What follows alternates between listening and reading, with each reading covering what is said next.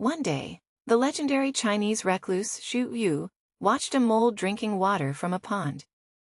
He then realized that the mole, when thirsty, only drinks a bellyful, no more, no less, but exactly the quantity it needs. The mole doesn't encumber itself with excesses, because that would only impede its movement. Unlike humans who often tend to consume much more than they need, we may not drink water in excess, but we often overburden ourselves with all kinds of material possessions, buying much more than we need to stay alive. Thriving consumerism comes with a price as well, as it requires resources to keep up with the other consumers. Therefore, many people are willing to work themselves into an early grave and simply accumulate what we could call extensions of themselves, extensions of their egos. I have more, so I am more. They tend to think so by increasing their possessions, they increase their sense of self. But there's a counter-movement to the consumerist society we're living in, known as minimalism. Minimalists are people who turn their backs to overconsumption and decide to live with no more than necessary. Aside from it being a lifestyle trend today, minimalism is a concept that people have been practicing for centuries. There's a sense of freedom in simplicity, and not owning much, which many sages and philosophers have experienced throughout the ages. They saw that possessions don't define who we are, and that the ongoing pursuit of external things prevents us from experiencing life to the fullest. This video examines the philosophical side of minimalism, and explores why more is less and less is more, and why the ability to let go is wealth. Minimalism can be interpreted in different ways. In essence, it points to living with the bare essentials, reducing the clutter in our lives and refraining from overextending ourselves. In other words, to keep it simple. But there are certain modes of minimalism that slightly miss the mark. First of all, there's extreme asceticism, which is geared towards going below the minimum. For example, when Prince Siddhartha Gautama lived as an ascetic, he only ate 1 grain of rice a day, and hardly had any flesh left on his bones. In a way, consuming below one's needs is a very minimalistic thing to do, as it hardly requires consumption. Also, such a way of life goes together with the renunciation of possessions, which leads to a simple life. But in the case of the extreme ascetic, less isn't more, but truly less, as it's a road to self-destruction. Siddhartha Gautama concluded that the punishment of the body won't lead to enlightenment. So he quit the ascetic lifestyle before he became the Buddha. Second of all, there's a fashionable, wealthy form of minimalism, which focuses more on getting rid of unnecessary and often cheap objects, while maintaining a selection of very expensive things. For example, a minimalistic living room in a $2 million apartment. In this case, minimalism is still used as a means to display wealth, as the absence of cheap obsolete objects accentuates the expensive things we do have. Thus, we can see this as a sophisticated form of consumerism, as it still revolves around status and possessions. And thus one still needs a lot of money to obtain and sustain this lifestyle. Such a stance goes at the expense of the true power behind minimalist living, which is that our baseline happiness or contentment is achieved with a minimal amount of resources, and is detached from the burden of status and extreme wealth. But this idea is difficult to accept, when the basic ideology of the consumerist culture we live in is that less is less and more is more. This has everything to do with how we collectively value social status, and that social status isn't measured by one's virtue or spirituality, but by the car one drives, the house one lives in, the furniture one possesses, and the clothes one wears. What we have seems to determine our place in the dominant hierarchy. So in a society in which holiness is wealth, the church is the shopping mall, and prayer is consumption. Those who dare to reject these sacred elements will be regarded as blasphemers. Nevertheless, the joy of simple living can far outweigh the negatives. Emperor Yao regarded the recluse, Xu Yu, with the utmost respect, so much that he was willing to give up his throne to him.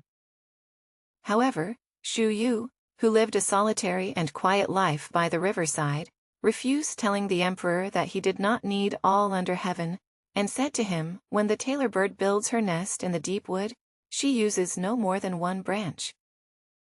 The story about Xu Yu can be found in an ancient Chinese text, attributed to the Taoist philosopher Zhuangzi.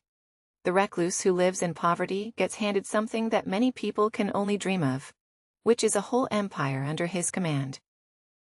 But the story tells us that he chose to live as a hermit in a solitary place. Xu Yu probably realized that power comes with great responsibility, and that ruling an empire will not allow him to live a simple, quiet life. The less you own, the less you can lose and the less you have to worry about. Lao Tzu wrote the following passage in the Tao Te Ching. And I quote, "If you overvalue possessions, people will begin to steal. Do not display your treasures or people will become envious." End quote. Having a lot of possessions requires adequate protection. That's why we see that outwardly rich people often live in fear, hidden behind walls in gated communities by not owning much. On the other hand, we save a lot of time and energy. We don't have to look after our expensive things and they don't distract us either, and we're still able to find joy in the world as we don't have to own what we enjoy. Why do we need 1,000 square feet garden if we can go for a walk in the woods? Why do we need a 6-bedroom mansion if we can live in a small cheap house and enjoy the world outside for free? This is what American transcendentalist philosopher Henry David Thoreau must have thought as well when he decided to live in a cabin in the woods near the Walden Pond. Thoreau deliberately chose a simple life because he believed that this could lead to spiritual growth. In essence, a minimalist life facilitates equanimity. When the living expenses are low, we don't have to work like dogs, and can spend more time enjoying the world around us with a sense of contentment.